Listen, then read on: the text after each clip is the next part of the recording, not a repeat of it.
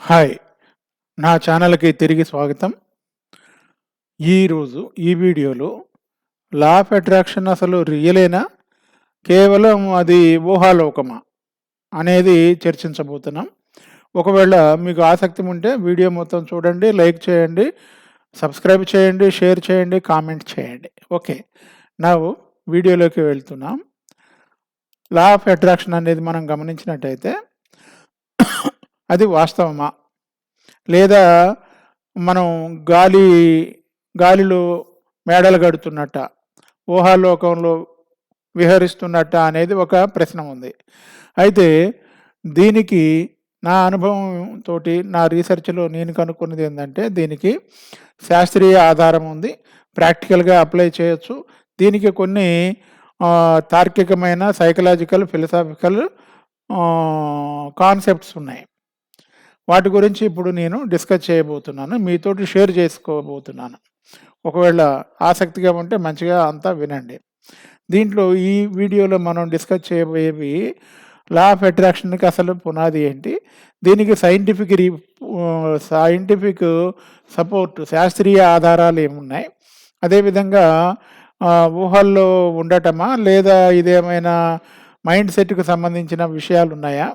నాలుగోదొచ్చేసి దీన్ని నిజ జీవితంలో ఏ విధంగా ఉపయోగించుకోవచ్చు? తర్వాత వీడియోలో మొత్తం ఈ ప్రశ్నకు సంబంధించింది. లా ఆఫ్ అట్రాక్షన్ అనేది అసలు వాస్తవమా? లేదా కల్పితమా? లేదా ఊహాలోకంలో విహరించటం అనేది చివరికి 5వ పాయింట్‌లో డిస్కస్ చేస్తున్నాం. అయితే లా ఆఫ్ అట్రాక్షన్‌కి పునాది ఏంటంటే, మన ఆలోచనలు, మన ఫీలింగ్స్, మన బిలీఫ్స్ అనేవి మన ప్రవర్తన నుంచి, మన మైండ్ నుంచి కొన్ని రకాలైనటువంటి వైబ్రేషన్స్‌ని, తరంగాలని రిలీజ్ చేస్తుంటాయని, ఆ తరంగాలనేవి విశ్వంలో మన చుట్టూ ఉన్నటువంటి మిగతా వాటిని, అటువంటి తరంగాలని ఆకర్షిస్తాయనేది దీనికి పునాది. మీ జీవితం అనేది ఇప్పుడు ఎలా ఉంది అనేది మనం గమనించినట్టయితే, మీ జీవితం ఎలా ఉందంటే, మీరు ఏ విధంగా మీ ఎమోషనల్ స్టేట్‌ని, మీ భావోద్వేగాలు ఏ విధంగా ఉన్నాయో మీ జీవితం ఆ విధంగా ఉంటుంది. అంటే మీరు మీ జీవితంలో ఎక్కువగా నెగెటివ్ ఉందా? పాజిటివ్ ఉందా? గమనించండి. ఎక్కువగా నెగెటివ్‌గా ఉంటే, అంటే కోపము, ద్వేషము, పగ, కుట్ర, లేకపోతే రహస్యంగా ప్రవర్తించటం అనేవి కొన్ని ఉన్నాయనుకోండి. దానికి తగ్గట్టు మీ జీవితం ఉంటుంది. దానికి తగ్గట్టు మీ ఫలితం ఉంటుంది. మీరు ఒక టీమ్‌లో ఉండి, ఒక సంస్థలో ఉండి, ఆ సంస్థకి వ్యతిరేకంగా ఒకవేళ మీరు పనిచేసినట్టయితే ఆ ఫలితాలే మీకు వస్తాయి. ఏదో ఒక రోజు మిమ్మల్ని పట్టుకోవడం జరుగుతుంది. ఆ తర్వాత మీ స్థానాన్ని మీరు కోల్పోతారు. కనీసం మీకు రావాల్సిన గౌరవ మర్యాదలనేవి ఉండవు. కాబట్టి ఇది లా ఆఫ్ అట్రాక్షన్. దీన్ని వివరంగా చెప్తున్నాం. కొంతమందికి డైరెక్ట్‌గా నేను చెప్పేది మ్యాచ్ అవుతుంది. ఎవరికైతే మ్యాచ్ అవుతుందో కామెంట్స్‌లో మ్యాచ్ అని టైప్ చేయండి. కామెంట్స్‌లో మ్యాచ్ అని టైప్ చేస్తే నేను తర్వాత కండక్ట్ చేయబోయేటటువంటి లా ఆఫ్ అట్రాక్షన్ ఫ్రీ వెబినార్‌కి మీకు లింక్ పంపిస్తాను. తర్వాత దీని మీద కొంత విమర్శ ఉంది. ఏంటి విమర్శ అంటే, లా ఆఫ్ అట్రాక్షన్ అనేది ప్రూవ్ చేయడానికి వీలు కాదు. లా ఆఫ్ అట్రాక్షన్ అనేది కరెంటులో ఉన్నటువంటి సూత్రాలు ఎట్లున్నాయో అట్లా లేదు. మనం ఒక రాయి పైకి విసిరేస్తే కింద పడుద్ది కదా! ఆ విధంగా ఔట్‌రైట్‌గా ఇమ్మీడియేట్‌గా మనకు రిజల్ట్ కనపడదు అని కొంతమంది అంటున్నారు. అయితే వాళ్ళనే దాంట్లో మరల ఏంది ఇది గట్టిగా పట్టుబట్టి చూస్తే సపోజ్ మనం కొలత ఉంది. ఈ కొలతని 1, 1 కలిస్తే 2 అవుతుంది. ఆ విధంగా మనం లా ఆఫ్ అట్రాక్షన్‌ని కొలవలేము. ఇది సైకలాజికల్ టూలు. ఇది పాజిటివ్ థింకింగ్‌కి సంబంధించింది. అంతేగాని ఇది శాస్త్రీయమైనది కాదని కొంతమంది అంటారు. కానీ నేను దాన్ని యాక్సెప్ట్ చేయను. ఎందుకంటే ఇంతకుముందే మీకొకటి చెప్తున్నాను. ఈరోజు మీ జీవితం ఎలా ఉందో మీరు గమనించండి. మీ జీవితం అనేది మీ ఆలోచనల వల్ల ఏర్పడినది. మీ బిహేవియర్ వల్ల ఏర్పడినది. మీ అనుభవాల వల్ల ఏర్పడినది. మీ అనుభవాలనేవి పాజిటివ్‌గా ఉండవచ్చు, నెగెటివ్‌గా ఉండవచ్చు. మీరు మీ మీ చుట్టూ ఉన్నటువంటి ఎన్విరాన్మెంట్‌లో, మీ వర్క్ ప్లేస్‌లో గానీ, మీ రిలేషన్స్‌లో గానీ, మీరు ఇంకా సోషల్‌గా గానీ మీరు బాగా సఫర్ అయ్యారనుకోండి, ఆ సఫరింగ్ అనేది మీ జీవితంలో కనపడుతుంది. బహుశా మీ హెల్త్‌లో కనపడుతుంది. మీ యొక్క బ్యాంక్ బ్యాలెన్స్‌లో కూడా కనపడుతుంది. అదే డైరెక్ట్ ప్రూఫ్ అనమాట. ఒకవేళ కావలిస్తే మనం దాన్ని మార్చుకోవచ్చు. మనం మార్చుకోవచ్చు.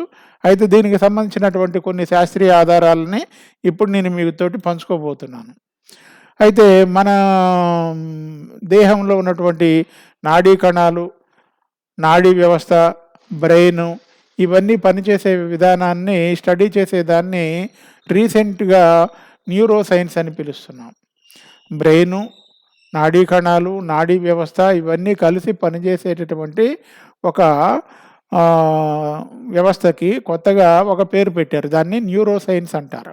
ఈ న్యూరో సైన్స్ అనేది ఏం చెప్తుందంటే, న్యూరో సైన్స్ మన బ్రెయిన్‌లో కొన్ని కణాల సముదాయం ఉంటుంది.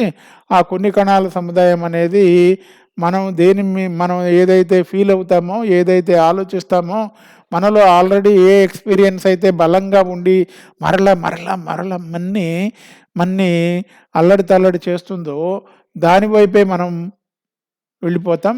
దాన్నే మరలా వద్దనుకున్నా నెగెటివ్ అయినా, ఒకవేళ పాజిటివ్ అయినా దాని వైపే వెళ్తామని చెప్తుంది. దీనికి ఒక ఎగ్జాంపుల్ చెప్తాను మీకు. సపోజ్ మీరు చీకట్లోకి వెళ్ళారు. మీరు చీకట్లో ప్రయాణం చేయాల్సొచ్చింది. చీకట్లో ప్రయాణం చేయాల్సొచ్చినప్పుడు అది కొత్త ప్లేసు. మీకు తెలియని ప్లేసు. ఆ చీకట్లో ప్రయాణం చేసేటప్పుడు బహుశా మీరేం చేస్తారు?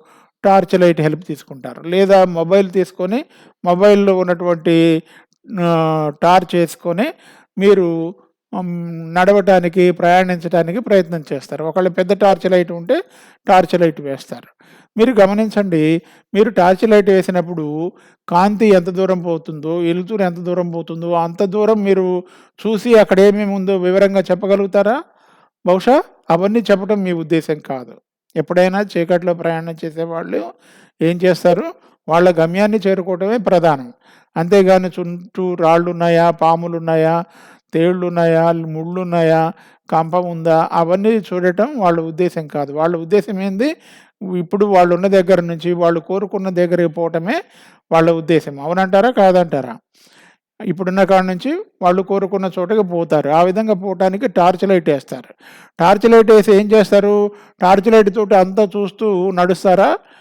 నడవరు. బహుశా ఏం చేస్తారు? టార్చ్ లైట్ ఏసి వాళ్ళు నడవటానికి వీలైనటువంటి దారి ఎటువైపు ఉందో ఆ దారిలో తేళ్ళు, పాములు, ముళ్ళు ఉన్నాయో, కంప ఉందేమో చూసుకుంటూ వెళ్ళటానికి ప్రయత్నం చేస్తారు.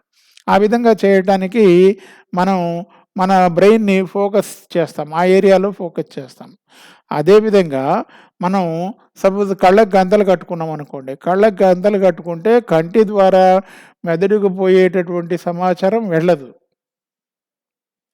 కాబట్టి అప్పుడు మన విజువల్ ప్రాసెసింగ్ అంతా ఆగిపోతుంది.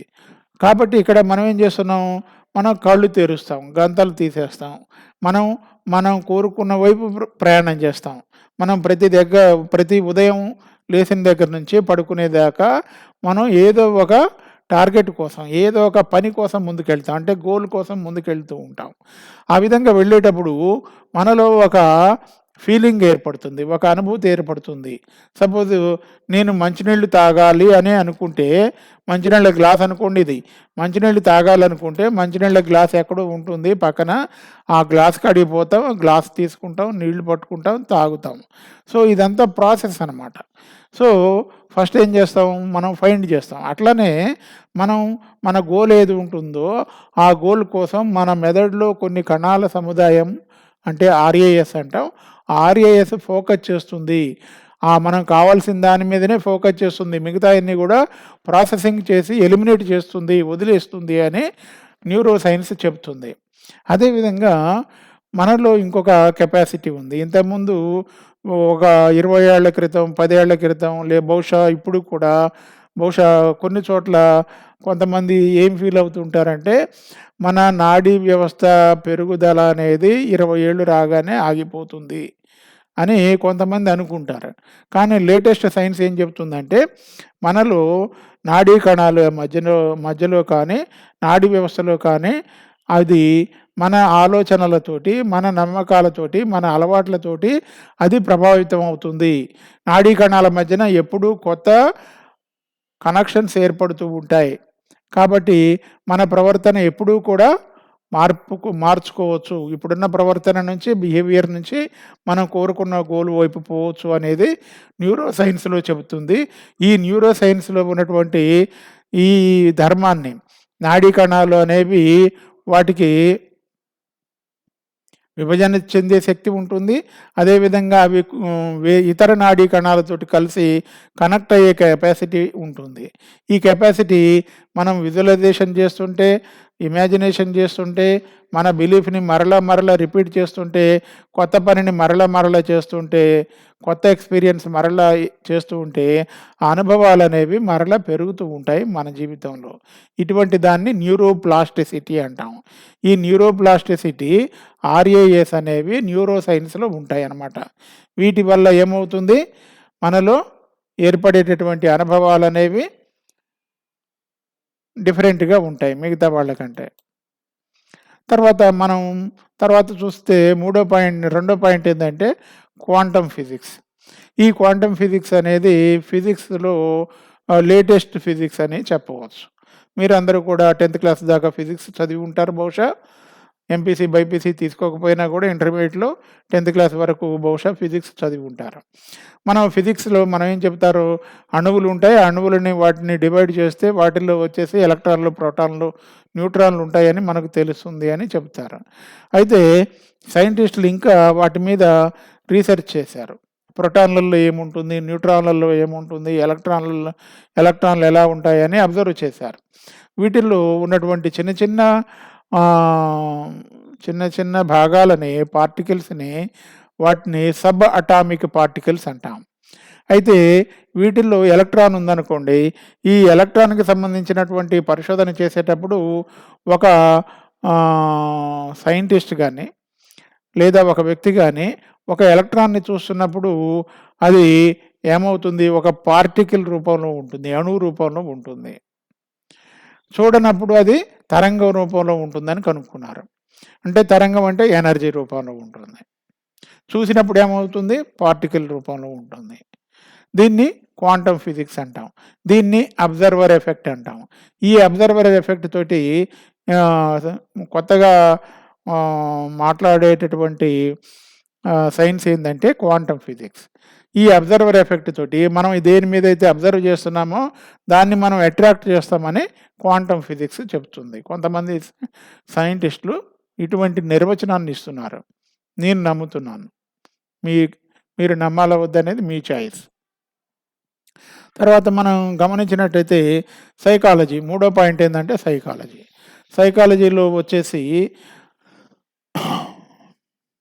మన ఆలోచనలు, మన అలవాట్లు, మన జ్ఞాపకాలు ఇవన్నీ ఉన్నాయి కదా, వీటన్నిటినీ కూడా హయ్యర్ ఆర్డర్ కాగ్నిటివ్ ఫ్యాకల్టీస్ అంటాం. అంటే బ్రెయిన్ పనిచేసేటప్పుడు అక్కడ ఏర్పడినటువంటి ఇతర జంతువుల్లోని మనలో కూడా ఉన్న వాటిలో హయ్యెస్ట్ క్వాలిటీస్ని కాగ్నిటివ్ ఫ్యాకల్టీస్ అంటాం. ఈ కాగ్నిటివ్ ఫ్యాకల్టీస్లో మార్పు చేయటం ద్వారా వ్యక్తి ప్రవర్తనలో మార్పు తీసుకురావచ్చు. ఈ విధంగా తీసుకొచ్చేటటువంటి మార్పుని కాగ్నిటివ్ బిహేవియర్ థెరపీ అంటాం. కాగ్నిటివ్ బిహేవియర్ థెరపీ అంటాం. ఈ కాగ్నిటివ్ బిహేవియర్ థెరపీలో ఏమవుతుందంటే మన యొక్క నెగిటివ్ ఆలోచనల ధోరణిని మార్చుకోవచ్చు, పాజిటివ్ ఆలోచనల ధోరణిని పెంచుకోవచ్చు అని చెప్తుంది. పాజిటివ్ ఆలోచనల ధోరణిని, పాజిటివ్ ఆలోచనల ఒరవడిని మనం పెంచగలిగితే జీవితం అనేది మారుతుంది అనేది కాగ్నిటివ్ బిహేవియర్ థెరపీ అనేది చెబుతుంది.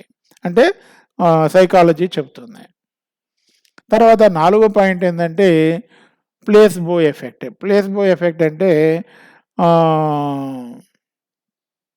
మనం ఒక షుగర్ ట్యాబ్లెట్ ఇచ్చి ఒక వ్యక్తికి, లేదా స్టార్చ్ ట్యాబ్లెట్, గోధుమ పిండి, బియ్యం పిండి ఉన్నటువంటి ట్యాబ్లెట్ ఇచ్చి ఆ ట్యాబ్లెట్ని వాళ్ళు మింగినట్టయితే ఇది పనిచేస్తుంది, నొప్పి తగ్గుతుంది అని అంటే నొప్పి తగ్గేటటువంటి సందర్భాలు ఉంటాయి. దీన్ని ప్లాసిబో ఎఫెక్ట్ అంటాం. ఈ ప్లాసిబో ఎఫెక్ట్ అనేది ఎక్కడ పనిచేస్తుందంటే బిలీఫ్ సిస్టమ్ మీద పనిచేస్తుంది. బిలీఫ్ సిస్టమ్ని మార్చటం వల్ల మనుషుల యొక్క హెల్త్ ఇంప్రూవ్ అవుతుంది. అదేవిధంగా వాళ్ళ యొక్క శ్రేయస్సు కూడా పెరుగుతుంది అని ప్లాస్మా ఎఫెక్ట్ మీద చాలా రీసెర్చ్ జరిగింది. ఇది చెబుతుంది. కాబట్టి మనిషి జీవితాన్ని ఇంప్రూవ్ చేయటానికి లా ఆఫ్ అట్రాక్షన్‌ని సపోర్ట్ చేసే కారణాలు 4. ఇప్పుడు ఆల్రెడీ డిస్కస్ చేసాం. మళ్ళొకసారి చెప్తున్నాను. ఒకటి న్యూరోసైన్స్‌లో ఉన్నటువంటి ఆర్ఏఎస్ అండ్ న్యూరోప్లాస్టిసిటీ. రెండోదొచ్చేసి క్వాంటమ్ ఫిజిక్స్. మూడోదొచ్చేసి కాగ్నిటివ్ బిహేవియర్ థెరపీ లేదా సీబీటీ. తర్వాత 4వది ప్లాసిబో ఎఫెక్ట్. అంటే మన బిలీఫ్ సిస్టమ్‌ని మార్చినట్టయితే మన జీవితంలో వచ్చే ఫలితాలని మారుస్తుంది అనేది ప్లాసిబో ఎఫెక్ట్ అని పిలుస్తూ ఉంటాం. తర్వాత మనం 5 పాయింట్లలో మూడోది విష్‌ఫుల్ థింకింగ్. అంటే మన ఊహాలోకంలో జీవించటం, ఊహలతోటి జీవించటం. ఇది కావాలి, అది కావాలి, నేను ఐఏఎస్ అయితా, ఐపీఎస్ అయితా, నేను కోటీశ్వరుడిని అయితా అని మాటలు చెబుతూ ఉంటారు. వాళ్ళు ఎటువంటి యాక్షన్ తీసుకోరు. వాళ్ళ దగ్గర ప్లాన్ ఉండదు, స్ట్రాటజీ ఉండదు, బిలీఫ్ సిస్టమ్ సపోర్ట్ చేయదు, వాళ్ళ హ్యాబిట్స్ సపోర్ట్ చేయవు. కానీ వాళ్ళు ఏం చెప్తారు? మాటలు చెప్తారు. నేను అమెరికా పోతాను, నేను పలానా కంపెనీ పెడతాను, స్టార్టప్ చేస్తాను, స్టార్టప్‌లో వచ్చేసి నేను ఒక్కసారి 1000 కోట్లు సంపాదిస్తాను. ఇట్లా రకరకాలుగా గాలిలో మేడలు కడుతూ ఉంటారు. ఈ మేడలు కట్టేటాన్ని విష్‌ఫుల్ థింకింగ్ అంటాం. విష్‌ఫుల్ థింకింగ్ వేరు. అదేవిధంగా లా ఆఫ్ అట్రాక్షన్ వేరు. లా ఆఫ్ అట్రాక్షన్ అనేది విష్‌ఫుల్ థింకింగ్ కాదు. ఎందుకంటే విష్‌ఫుల్ థింకింగ్‌లో విజన్ ఉండదు. విష్‌ఫుల్ థింకింగ్‌లో గోల్స్ ఉండవు, స్ట్రాటజీ ఉండదు, యాక్షన్ ప్లాన్ ఉండదు, హ్యాబిట్స్ సపోర్ట్ చేయవు, బిలీఫ్ సిస్టమ్ సపోర్ట్ చేయవు. వాళ్ళ వాల్యూస్ ఏంటో వాళ్ళకి తెలియదు. వాళ్ళు రోజులో ఎక్కువసేపు పడుకుంటారు, ఎక్కువసేపు గాసిప్‌లో ఉంటారు, ఎక్కువసేపు సోషల్ మీడియాలో ఉంటారు, న్యూస్ పేపర్ ఐటెమ్స్ డిస్కస్ చేస్తూ ఉంటారు. వాళ్ళ టైంని వేస్ట్ చేసుకుంటారు, ఇతర వాళ్ళ టైంని కూడా వేస్ట్ చేస్తూ ఉంటారు. వాళ్ళు ఏం పని చేస్తున్నారో అదే పని చేస్తారు. ఈరోజు అదే పని చేస్తారు, రేపు అదే చేస్తారు, ఈ నెల అదే చేస్తారు, వచ్చే నెల చేస్తారు, వచ్చే సంవత్సరం కూడా చేస్తారు. ఆ విధంగా చేయటం వల్ల మరలా అవే పనులు, అవే ఫలితాలు వస్తూ ఉంటాయి. దీన్ని మనం ఎట్టి పరిస్థితుల్లో కూడా లా ఆఫ్ అట్రాక్షన్ అని మనం చెప్పము. కోరుకోవటం వల్ల, జస్ట్ కోరుకోవటం వల్ల, యాక్షన్ లేకుండా కోరుకోవటం వల్ల రిజల్ట్ రాదు. లా ఆఫ్ అట్రాక్షన్ అంటే మాయ కాదు, మంత్రం కాదు, గారడీ కాదు. లా ఆఫ్ అట్రాక్షన్ అంటే మైండ్ సెట్‌ని ఇంప్రూవ్ చేయటం. మైండ్ సెట్‌ని ఒక పద్ధతి ప్రకారం శిక్షణనియ్యటం. అప్పుడు మన మైండ్ సెట్ అనేది, కత్తిని నూరుతాం కదా, కత్తిని సానపడతాము. కత్తిని సానబట్టినప్పుడు ఏమవుతుంది? ఆ కత్తితోటి మనం ఏం చేస్తాం? మనం కూరగాయలు తరగవచ్చు, లేదా కట్టెలు నరకొచ్చు, లేదా మనం కోరుకున్న పని చేస్తాం. అదేవిధంగా మైండ్ సెట్ మార్చటం వల్ల, మైండ్ సెట్‌ని శక్తివంతం చేయటం వల్ల, బలోపేతం చేయటం వల్ల ఒక వ్యక్తి యొక్క మానసిక వనరులన్నీ వాళ్ళకి అందుబాటులోకి వస్తాయి. ఫలితంగా వాళ్ళు కోరుకున్నది 10 ఏళ్లలో, 5 ఏళ్లలో కోరుకున్నది బహుశా 3 నెలల్లో, నెలలో, 2 నెలల్లో బహుశా వాళ్ళు సాధించగలుగుతారు. వాళ్ళు ఆ విధంగా ప్రయాణం చేస్తున్నారని బహుశా తెలవటానికి ఒక 4 రోజులు, 3 రోజులు, 5 రోజుల్లో వాళ్ళకి తెలుస్తుంది. వాళ్ళ డైరెక్షన్ ఎటుందనేది తెలుస్తుంది. డైరెక్షన్ అనేది మారవచ్చు. నన్ను ఒకాయన అడిగాడు, మీరు అవన్నీ చెప్తున్నారు, మీరు చెప్తే జీవితం రాత్రికి రాత్రే మారుద్దా అన్నారు. రాత్రికి రాత్రే మారదు. ఒక పడవ, ఇటువైపు పోయే పడవ కావాలంటే డైరెక్షన్ మార్చుకోవటానికి రాత్రికి రాత్రే డైరెక్షన్ మార్చుకోవచ్చు. కానీ లక్ష్యం చేరుకోవటానికి 5 ఏళ్ళు, 10 ఏళ్ళు అటువైపు పడితే, ఇక్కడ 10 సంవత్సరాల్లో పట్టింది ఈ పద్ధతిలో ఏది మైండ్ సెట్ ఇంప్రూవ్ చేసుకోవటం వల్ల వచ్చే ఫలితాలు చాలా తక్కువ కాలంలో వస్తాయి. బహుశా 3 ఏళ్లలో వస్తాయి, లేదా 1 ఇయర్‌లో.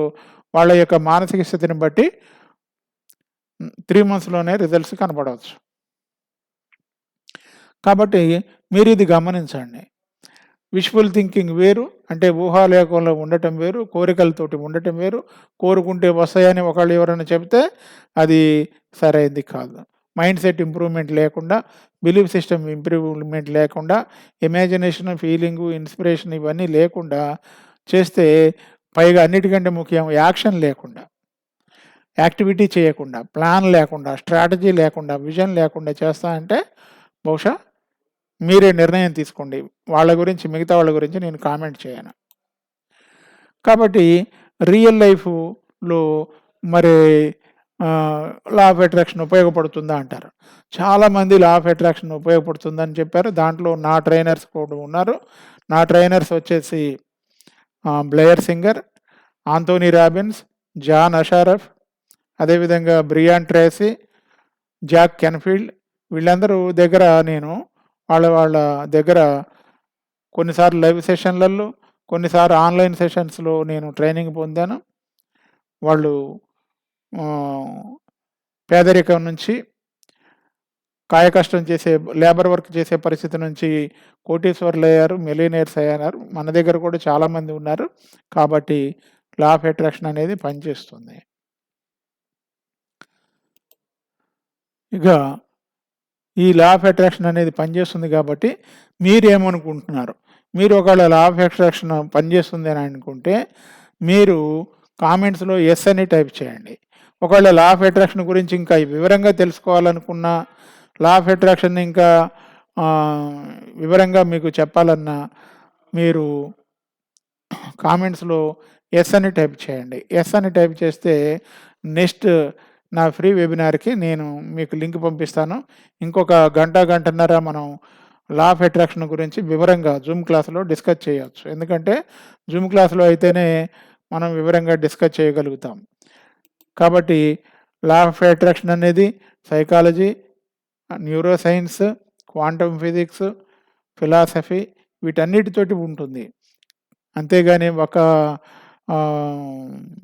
కోరిక కలిగి నేను కోరుకుంటే వస్తుంది అని అల్లావుద్దీన్ అద్భుత దీపంలాగా నేను ఏది కోరుకుంటే అది జరుగుతుంది అని అనుకుంటే అది సరైనది కాదు. అటువంటి విధానం ఉంటే ఎవరైనా మార్చుకోండి. అయితే ఇప్పటిదాకా ఈ వీడియో చూసినందుకు ధన్యవాదాలు. మీరు ఈ ఛానల్ని సబ్స్క్రైబ్ చేయటము, లైక్ చేయటము, షేర్ చేయటము మర్చిపోకండి. మీరు ఎస్ అని లేదా మోర్ అని కామెంట్ చేయండి. మోర్ అని కామెంట్ చేస్తే నేను నా నెక్స్ట్ ఫ్రీ వెబినార్ 90 మినిట్స్ వెబినార్కి నేను మిమ్మల్ని ఇన్వైట్ చేస్తాను. దాంట్లో ఇంకా వివరంగా శాస్త్రీయ ఆధారాలతోటి నేను మీకు వివరించే అవకాశం ఉంటుంది. నేను వివరించడానికి మేము మీకు ఎడ్యుకేట్ చేయడానికి నేను ప్రయత్నం చేస్తాను. తప్పకుండా ఇప్పుడే సబ్స్క్రైబ్ చేయండి, లైక్ చేయండి, షేర్ చేయండి, మర్చిపోతారు. Okay, see you in the next video. Bye. Thank you.